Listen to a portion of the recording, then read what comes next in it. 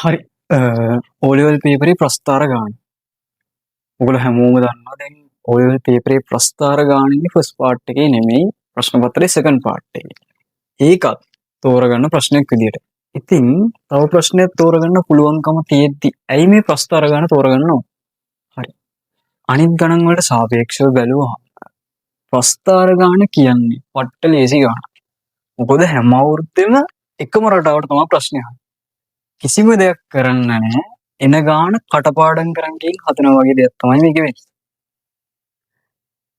හැම අවුරුද්දෙම දුන්නවට මේ වගුව පුරවනවා මම මේ කියන්නේ මේ වගුව පුරවනවා ප්‍රස්ථාර හැදෙනවා. එක අවුරුද්දක විතරක් ඔයාලට ප්‍රස්ථාර දීලා ප්‍රස්ථාරයේ සුමින් මේ ඊතුරු ප්‍රශ්න ටික අහලා දෙනවා. අනිත් අවුරුදු වල වෙන්නේ මොකද්ද?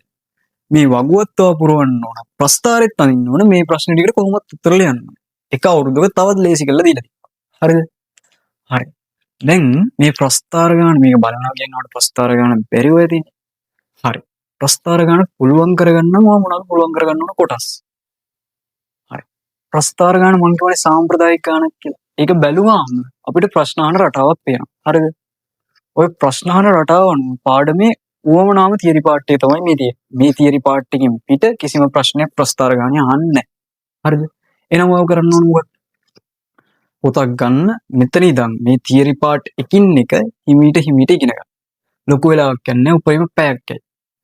ඒ පැය ඇතුළත ප්‍රස්ථාර වලට අදාළ තියරි ටික ඔක්කොම කවර් කරගන්න. හරිද? ඊට පස්සේ අවසානෙට ප්‍රශ්න ටිකක් කරලා දාන්න. ඊට පස්සේ ඔයාලට කිසිම අවුලක් නැතුව එන ප්‍රස්ථාර ගන්න ගොඩ දා ගන්න පුළුවන්. හරි. ඔක්කොම ගලේ අපි බලමු මේ මොනවද කියලා.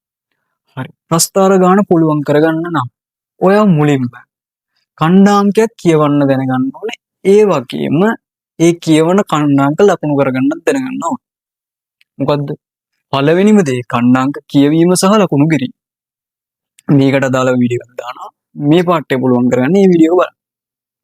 ඊළඟට y සමාන x වර්ග ධන bx ධන c ආකාරයේ ශ්‍රිතය භාවිතා කිරීම. ප්‍රස්ථාර ගාන දැකලා ඇතිනේ. ඒ ප්‍රස්ථාර ගානේ හැමතිස්සෙම ප්‍රස්ථාරට දෙන්නේ වර්ගජ ශ්‍රිතයක්. මේ දෙන්නේ y සමානයි ax වර්ග ධන bx ධන c මේ ආකාරයේ ෆෝමැට් එකක් දෙන්නේ. ඒ කියන්නේ x වර්ගයක් තියෙනවා, x අකුරක් තියෙනවා, නියත පදයක් තියෙනවා. ඒ කියන්නේ නියත පදයක් කියන්නේ x නැතුව නිකන් ඉලක්කමක් තියෙනවා. ඒ වගේ ප්‍රස්ථාරයක් තමයි හැමදාම හැම අවුරුද්දෙම වල ප්‍රස්ථාර ගන්න දෙන්නේ. ඔයා කරන්න ඕන මේක පාවිච්චි කරලා x දුන්නාම y හොයන්න, y දුන්නාම x හොයන්න. එහෙම නැත්නම් කෙලින්ම කියනවනම් ප්‍රස්ථාරේ ගානට අදාළව දෙන වගුව පුරවලා දාන්න. ඒ කියන්නේ මෙන්න මේ වගුවේ අදාළ හිස්තැන පුරවලා දාන්න. හරි. ඒකත් පුළුවන් කියලා හිතන්න. ඊළඟට ඔයාලට පුළුවන් වෙන්න ඕන දේ තමයි මේ කියවන ප්‍රස්ථාරවල කණ්ඩාංක වලින්. ඒ කියන්නේ මෙන්න මේ තියෙන කණ්ඩාංක ජෝඩු. දැන් මම ඉස්සෙල්ලාම ඉගෙන ගත්ත කණ්ඩාංක කියවන්න ලකුණු කරන්න. ඊට පස්සේ මේ ශ්‍රිතය පාවිච්චි කරන්න. ඊළඟට මේ පුරවගත්ත වගුවෙන් මේ කණ්ඩාංක ජෝඩු අරගෙන ප්‍රස්ථාරය ඇඳලා දාන්න. ඒවා අදාළ කණ්ඩාංක තලයේ මාක් කරලා ප්‍රස්ථාරය ඇඳලා දාන්න. ඔයාලට හැම අවුරුද්දෙම ඉන්නේ මේ වගේ ප්‍රස්ථාරයක් නැත්නම් මේ වගේ ප්‍රස්ථාරයක්. ඔය ප්‍රස්ථාරය ඇඳලා දාන්න. ඊට පස්සේ ඔය ඇඳපු ප්‍රස්ථාරයේ මූල විසඳුම් කියන්න පුළුවන් වෙනවා. හැම අවුරුද්දෙම අහන ප්‍රශ්න. ප්‍රස්ථාරයේ විසඳුම් මොනවා? ප්‍රස්ථාරයේ මූල මොනවා? ඒවා මේ ප්‍රස්ථාරය ඇඳපු එකකින් කියන්න පුළුවන් වෙනවා. ඊට අමතරව ඊළඟට ඔයාලට කියන්න පුළුවන් වෙනවා. මේක ටිකක් කට්ටියට අමාරු කෑල්ලක්. හැබැයි එහෙම අමාරු කරගන්න ඕන කෑල්ලක් නෙමෙයි. ප්‍රස්ථාරයේ ධන වැඩි වෙන, ඍණ වැඩි වෙන, ධන අඩු වෙන, ඍණ අඩු වෙන අගේ ප්‍රාන්තර කියවන්න පුළුවන් වෙනවා. සමහර කට්ටිය මේක පටල ගන්න. හරි. පැටලෙන්නේ නැති වෙන්න කරන ක්‍රමයක් තියෙනවා. ඒකේ ඒකට අදාළ වීඩියෝ එකේ මම කියලා දෙන්නම්. හරිද? හරි. ඒකත් පුළුවන් කරගත්තාම ඊළඟට යන්න ඕන ප්‍රස්ථාරයේ සමමිති කක්ෂය පැත්ත. ඔතනදී ඔයාගෙන් වෙනම ප්‍රශ්න සෙට් එකක් අහනවා. ප්‍රශ්න සෙට් එකක් කියවට ප්‍රශ්න දෙකක් හොයන. ওই ප්‍රශ්න දෙකට අදාළව පිළිතුරු ලියන්නවා දැනගන්න. ඒකට පස්සේ ඔයාගෙන් අහනවා මෙන්න මේ වගේ රේඛා y සමානයි 3 y සමානයි 5 x සමානයි 3 x සමානයි 7 ඔය ආකාරයේ රේඛා අදාළ කණ්ඩාංක තලය අඳින්න කියලා. ඒ වෙනගන්න පුළුවන්. මේවා ලේසි ප්‍රශ්න. අන්තිමට ප්‍රස්ථාර ගානේ අන්තිම රෝම ඉලක්කම විදිය.